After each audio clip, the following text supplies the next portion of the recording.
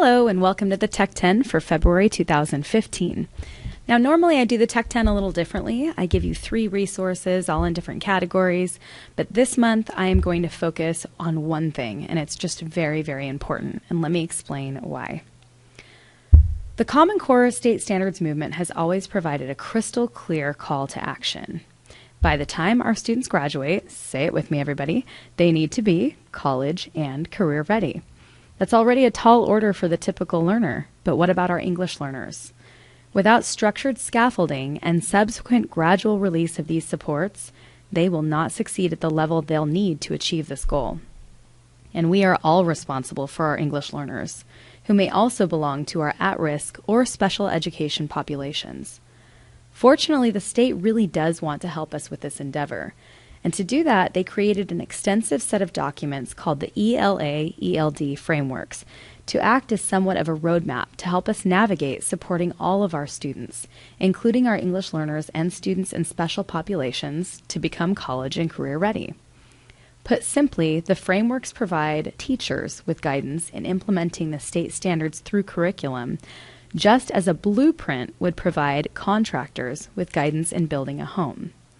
As you can probably imagine, with all of those standards, the frameworks would have to be lengthy in order to provide specific support.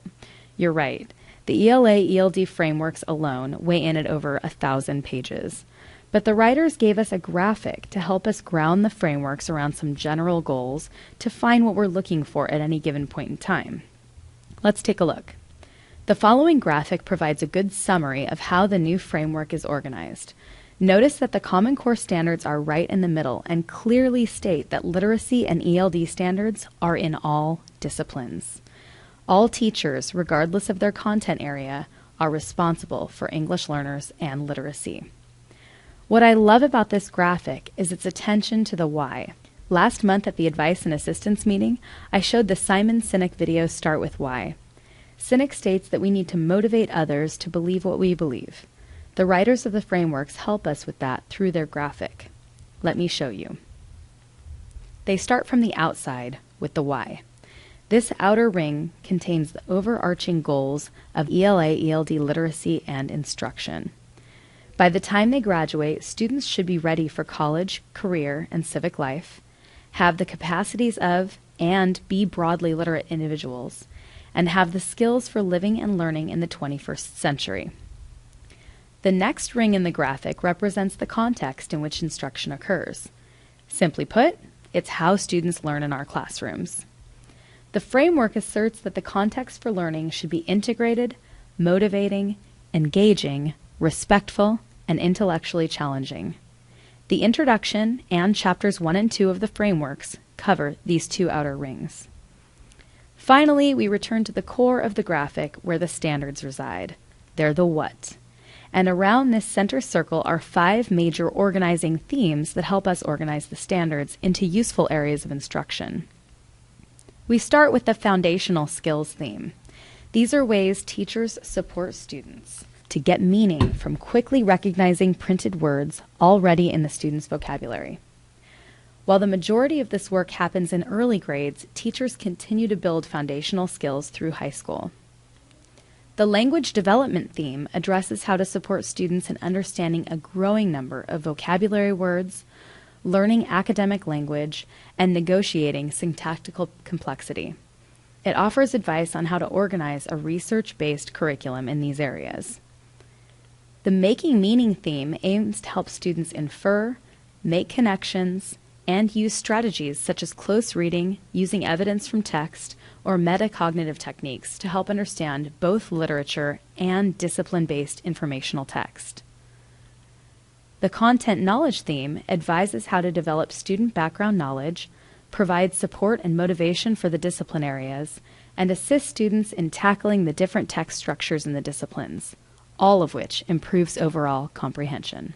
Lastly, the Effective Expression theme provides suggestions on deepening understanding by having students write, argue, and discuss in argument, explanation informative, and narrative styles.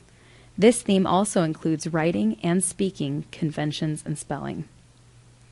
Along with this helpful graphic, the frameworks offer snapshots and vignettes to provide quick and more in-depth examples of instruction.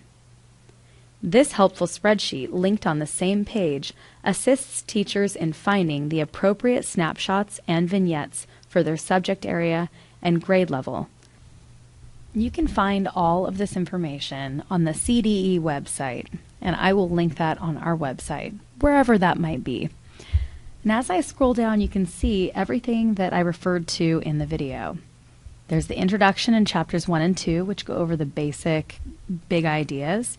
And then chapters 3 through 7 really delve into the specific grade levels. Now down below, these resources have been added very recently, and you can go through and see which ones pertain to your grade level. But these are very helpful documents that will help you sync up to those snapshots, vignettes, and frameworks. Now, I don't know about you, but I suspect I'm not alone in feeling a little overwhelmed. Even with this great grounding graphic and all of the resources available online, the frameworks and ELD standards are still totally daunting to me.